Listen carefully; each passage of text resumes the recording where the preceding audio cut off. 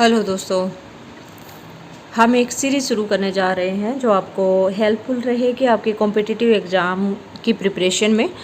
Like the केवी केंद्रीय विद्यालय, Navodaya Vidyalaya, first grade और यहाँ तक कि आपका नेट के एग्ज़ाम में भी आपके ये टॉपिक काफ़ी इंपॉर्टेंट हो जाते हैं। और इसी प्रकार से राजस्थान के कॉलेज लेक्चरार के लिए जो इकोनॉमिक्स की प्रिपरेशन है वो हम स्टार्ट करेंगे और बिल्कुल फ्री आपको यहाँ पे स्टडी मटेरियल प्रोवाइड करवाया जाएगा और बहुत ही इंटरेस्टिंग वे में आपको यहाँ पे ये स्टडी मटेरियल आपको प्रोवाइड करवाया जाएगा। तो चलो लेट्स स्टार्ट। हम स्टार्ट करेंगे।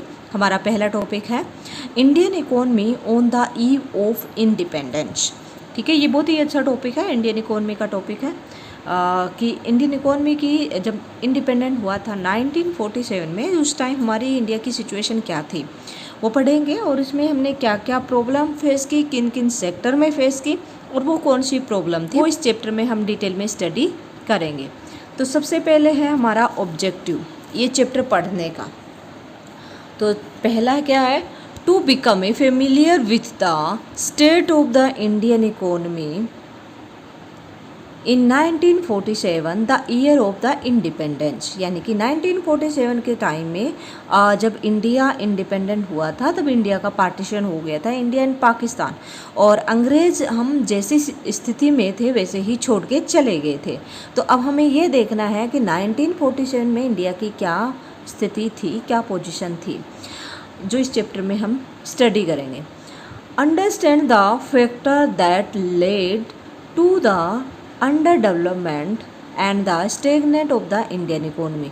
और ये भी हम स्टडी करेंगे कि इस टाइम में 1947 के टाइम में इंडियन इकोनॉमी एक अंडर डेवलप्ड इकोनॉमी थी और एक स्टेगनेट इकोनॉमी थी, स्टेगनेशन की पोजीशन में थी।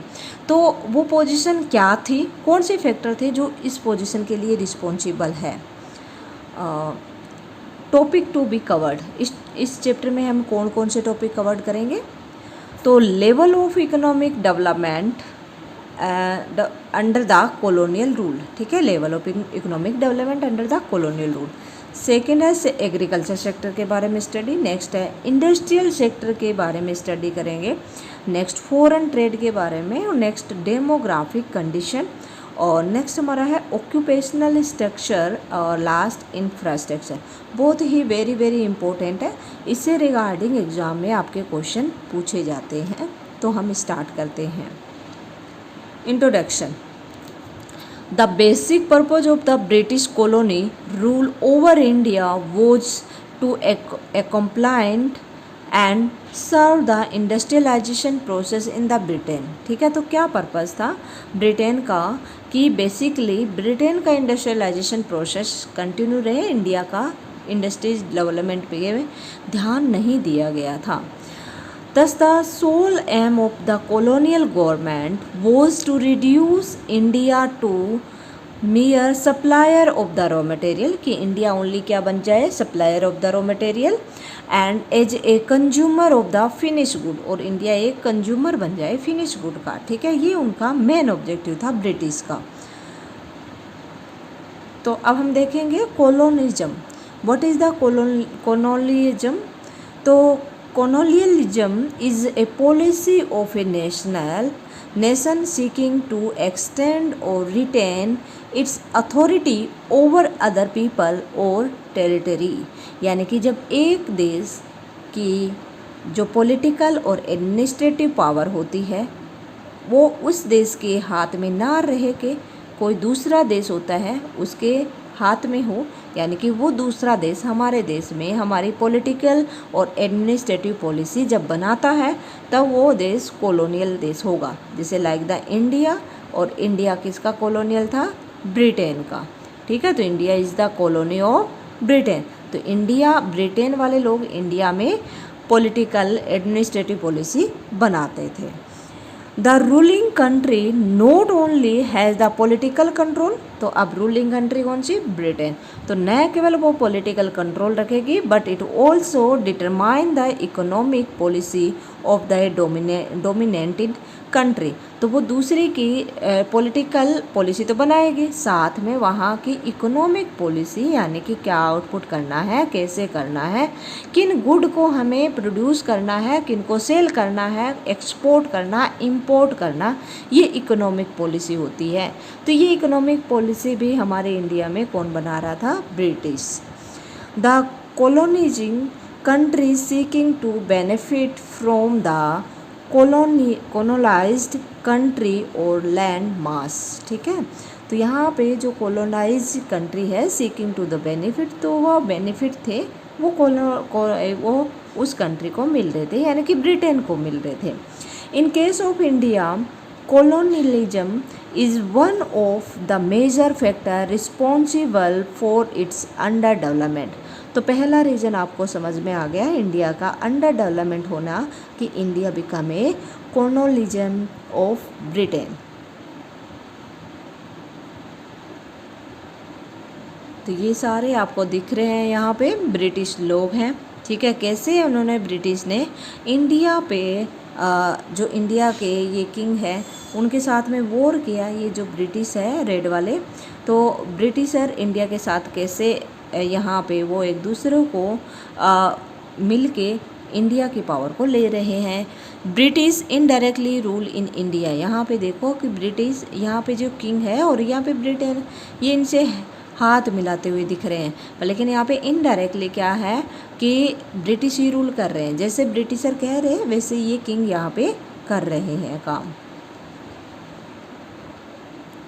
नेक्स्ट है level of economic development. Before British rule अगर हम बात करें तो based on the reputation for use of fine quality raw material, finished product and high standard of high standard of craftsmanship, India was well known for its handicraft industry in the field of the cotton and silk textile, metal and the precious stone work। तो India पहले जो India के handicraft industries थी वो काफ़ी famous थी, और craftsmanship है वो काफ़ी अच्छे से काम करते थे, जिसकी वजह से इंडिया के गुड को बाहर पहचान मिली हुई थी। Next, India also enjoyed a worldwide market seen through all the import from India during this period। यानी कि बिफोर द ब्रिटिश रूल की बात है, तो बिफोर ब्रिटिश रूल इंडिया से बहुत सारे प्रोडक्ट हम सेल करते थे, तो इंडिया के लिए वाइड मार्केट हुआ करता था। During British rule level of economic development, अगर ब्रिटिश रूल के टाइम की बात करें तो इकोनॉमिक डेवलपमेंट कैसा था?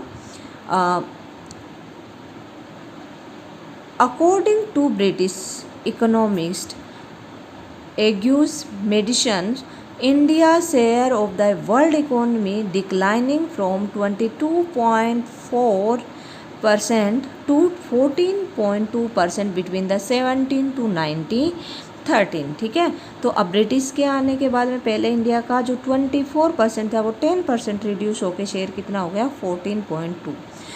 The economic policies implemented by the colonial government in India, which were the mainly concerned with the protection and the promotion of the economic interest for their home country than India। It means कि simple है कि British जो भी काम कर रहे थे वो किसको फ़ायदा पहुंचा रहे थे? ब्रिटिशर को पहुंचा रहे थे, न कि इंडिया को। This was the main reason behind the downfall the Indian economy. तो इससे मेन रीज़न क्या हुआ इसका कि इंडिया की इकोनॉमी डाउनफॉल होगी, और ग्रोथ किस कंट्री की हुई? किस कंट्री की इकोनॉमी की? ब्रिटेन की। The country growth rate during the first half and the 12th century was the less than 2% growth rate per capita output was only 0.5। यानी कि इंडिया की जो आपकी 2% PCI थी पर कैपिटा इनकम की जो रेट ग्रोथ रेट थी वो अब कितनी होगी? ओनली 0.5%, जो बहुत ही मिनिमम लेवल हो जाता है। तो ये जो सब रिजल्ट रहा ये ब्रिटिश रूल या ब्रिटिश पॉलिसी का रहा। जो इंडिया पहले सोने की चिड़िया कहा जाता था, अब वो एक केवल दूसरी कंट्री के लिए सप्लायर ही बन के रह गया है।